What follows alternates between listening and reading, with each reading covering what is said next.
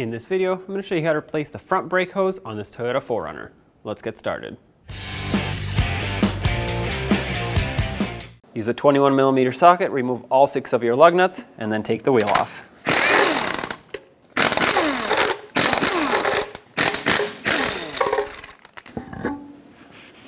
Now with the wheel off, you can see the brake hose attaches to the brake line right here. This is the one that goes to the caliper, and this goes up towards the rest of the line. Doesn't matter on which side you remove it first. I'm just going to start over here. We first have to break free this fitting. Use a 10mm wrench. It might not break free. I'll show you how to fix that. But if it does, that would be great. And just try to break it free back and forth. I already sprayed it with rust penetrant. That's what you see here. It's not leaking brake fluid or anything. Now I'm going to try to spin this fitting. It's stripping out if I use my wrench. So I'm going to use some locking pliers, see if I can get a better grip on it. Oh, okay, there we go. I am twisting the line though, so I don't want to go too far. Actually, this just broke free off the line. Soak it down, work it in here. Actually, this is good news. At this point, if yours didn't break free from the line, what you would want to do is just break it free like this, leave it, and then twist the hose. Now, unfortunately, the cutout where the wrench would go is somewhat damaged, so I might have to just use pliers the whole way, but that's okay, because that means we don't have to make a new brake line.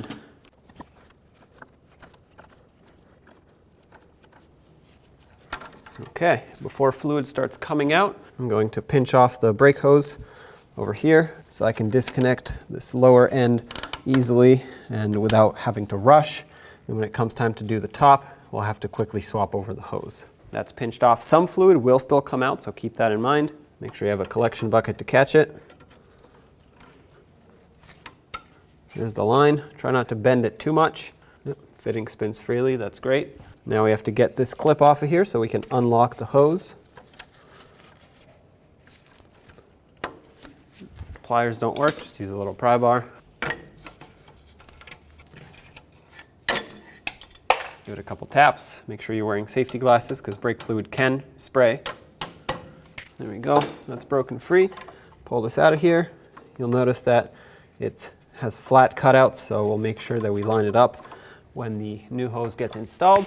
I'm going to install the new hose at the bottom here so that I can have this already connected when I put the top part in and no fluid will leak out of here. Line up the cutout, and at this point we can just slide that clip right in. This will lock it in place. It's not going on all the way here. Little tap. Okay, now it's locked in. Make sure your fitting is clean. This is going to be the harder part, which is going to be starting it on here, because if you don't have the threads perfectly lined up, it won't start. Of course, make sure this doesn't cross thread. It should start in nice and smooth as long as the threads on the fitting are clean. Pretty sure that's the case for us here. Yep, that's definitely going in. Okay, that's bottomed out right there. I'm going to give it about a quarter turn to a third of a turn. That's what makes it nice and tight. That's what allows it to seal up perfectly, and it's important in this case to clean up any remaining oils, penetrant, or brake fluid that you have here so that you can tell if there's a leak. If it's already full of oil, you won't be able to tell when it does leak, assuming it's a small leak. And any leak at all in your brake system is not good. So there we go. You want it nice and dry like that. If you want it to coat it so it doesn't rust, do that after you've double checked for leaks. I sprayed this one with rust penetrant also. Grab your 10mm wrench. Let's see if we can break this free. Ooh, okay. That one popped free, and looks like the line is not spinning with the fitting, which is great. Usually the line spins with the fitting. So in that case, I'm going to tighten it up just so I don't lose fluid. And let's unclip the hose. You can also use a pry bar if they're really stuck like this one. Just be careful when you pry. You don't want to damage things. Okay, you should be able to tap this through.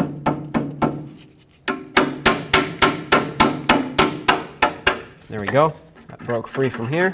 Now let's unthread the brake line off of the hose up there.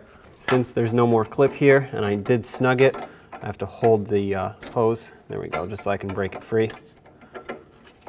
And at this point I should be able to easily spin the fitting right off. Make sure you have a collection bucket ready because fluid will come out. The hose is pinched off, but the line is wide open, so it's going to start leaking, which is why I had the lower end already connected so that as soon as this comes off, we can put the new hose on and lose as little fluid as possible. Okay, there we go. As you can see, it's actively dripping. So pull this out. Let's move quickly. Put the new hose on. Make sure the threads are nice and clean. Get this on here, line it up, start it.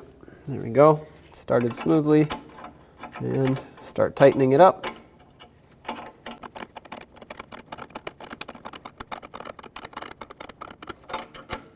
Once it's bottomed out like this and it wants to spin the hose, let's make sure we line up the hose with the cutouts before we go too far. And it looks like I have to turn it back a little bit. I'm going to use some pliers to do that and stick it in through this bracket here.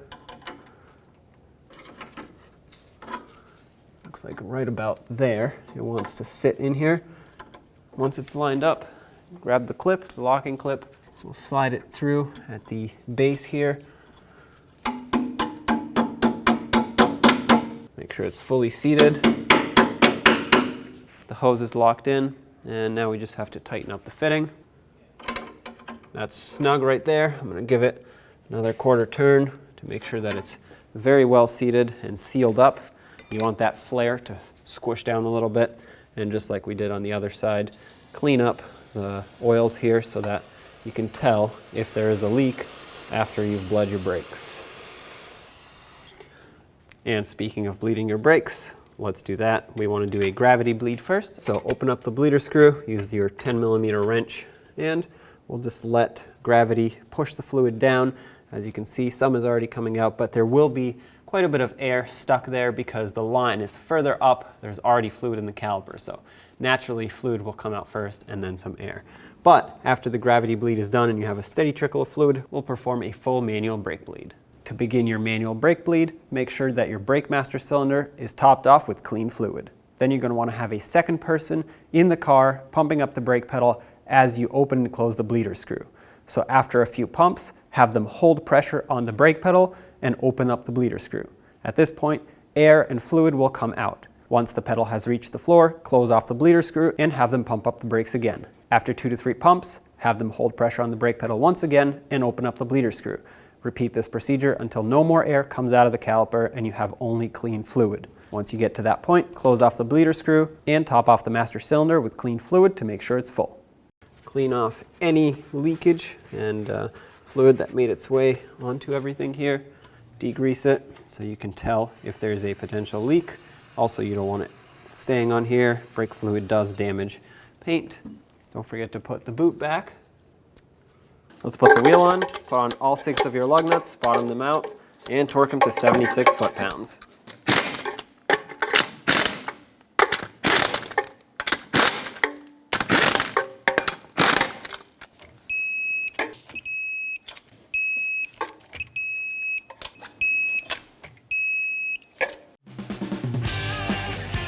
When only the best will do, demand TRQ.